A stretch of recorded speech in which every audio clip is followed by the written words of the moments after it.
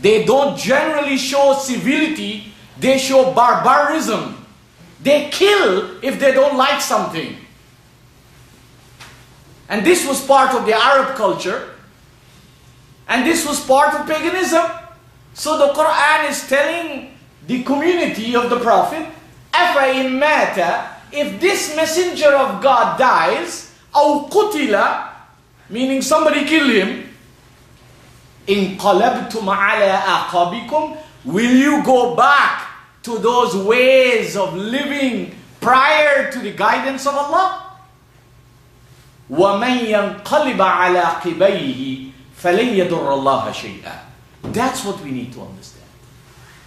That anytime you and I backslide, we revert to our culture, we revert to our tradition, we revert to the popular religion of our forefathers and of the masses, which is the main relationship of most Muslims. You ask the average Muslim why they do this, they don't know. There's less than 10% of Muslims, any part of the world, who understand 90% of what they do and why they do it. There's less than 10% Muslims in any part of the world who understand sense of 90% of what they do. You do your own survey and you will see how true it is. And if somebody is dealing with a concept so mighty and knows less than 10%, you could imagine what a failure he or she will be in life. So this Qur'an describes this prophet. I don't have to make up anything. And you know, many people go to the bookstores and try to buy books about this prophet. And you'll be surprised. They do not go to the Qur'an to find out about this prophet. Because they think all these great scholars who wrote about this prophet, whether you buy the books in Urdu or in Bengali or you buy it in English or you buy it in Arabic, no seerah can equal what Allah has said about His beloved prophet. But we have forgotten what Allah told us in chapter 55. That the best teacher is whom? Is Allah. And we says no. We take human beings to teach us. The best teacher that taught human beings is nature. The best teacher that taught human beings is nature. If you have a human being who's living in Canada or in the Muslim country and does not learn from nature as the greatest teacher, he's missing out a big part of life. Who made nature? The creator of nature. Allah.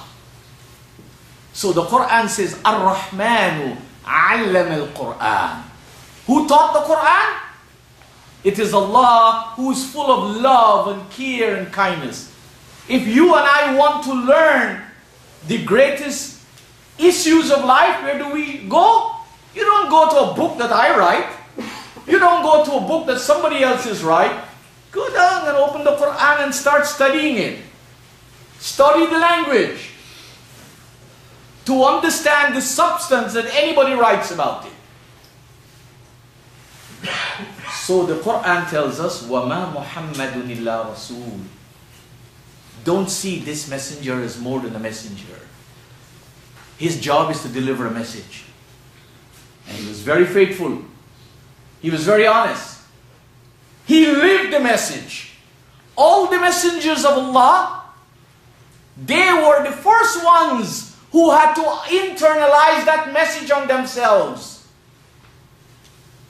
The challenge for you and me, we are supposed to be the beloved of this prophet.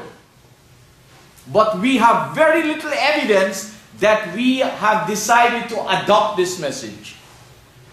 And that's the big problem.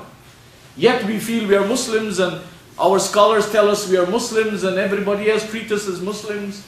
Because when we're trying to get married, we look for somebody within the community. Or when we try to get our children married, we look for somebody within the community. So they feel a Muslim man marries a Muslim woman, that's fine. they don't understand that they are characteristics, their values, their principles that Islam speaks about more than banners and names. A Muslim is not a Muslim because of a name. A Muslim is not a Muslim because of a dress. A Muslim is not a Muslim because of senseless rituals.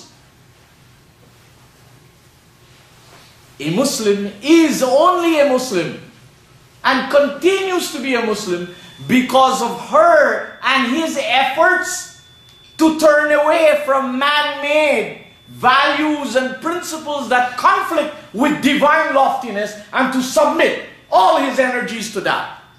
Any human being who does that is on the path of Islamization.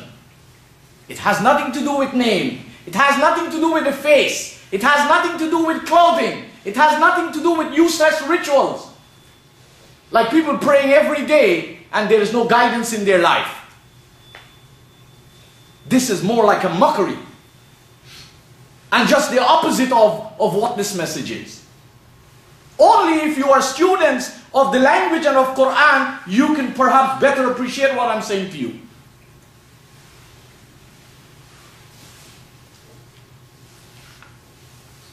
So the Qur'an made it clear that this prophet came with a message. And it is important to hold on to that message.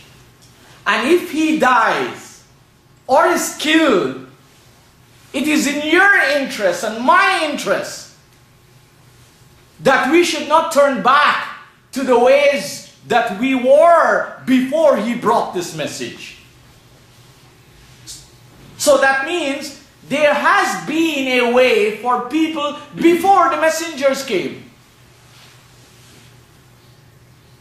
I said to students of a particular university, graduates and PhD students, I said to them some time ago, I said, you do fantastic by spending 5 years and 7 years to study a particular science. You make a lot of sacrifice. But how many of you have actually sat down with the tools to re-examine what you inherited as Islam? How many of you have actually sat down with the appropriate tools to examine the Islam you got from your motherland, from your cultural backgrounds? You don't do that. You assume because you get this Islam from the masjid, you assume that because you get this Islam from your ulama, it's got to be right. Is that the way knowledge is established? You don't assume. You don't develop assumptions. You don't develop conjectures. إِنَّ الظَّنَّ لَا يُغْنِ مِنَ الْحَقِّ شَيْئًا. Assumptions and conjectures have no relationship with the truth. You have to investigate it. You have to investigate something for your own self. Because as I told you and myself last week, you cannot blame the imams for your folly.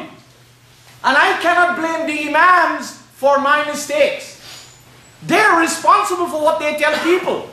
But I am the one who have to listen to what they say and do my own research and find out if what they're saying is not only sensible, but if it's really Qur'anic and lofty and divine. But what the average Muslim does, they go to the masjid, they don't care where they go. They got to fulfill a ritual. When Friday comes, they have to go someplace. So wherever it is convenient for them, they go. And they don't do any homework with what they hear. Most people drop asleep when they go to the masjids. Most people forget by the time they leave there because the main purpose is served when you go to the Jummah. Somebody told them Jummah is an occasion where you'll be blessed. If you don't go to Jummah, you're a bad person. I don't know where to get this from. This is totally un-Qur'anic, senseless. You can come 100 times to the Jummah anywhere. But if you come without your brains, you come without your sense, you come without your intelligence, you come without your ability to analyze and to introspect,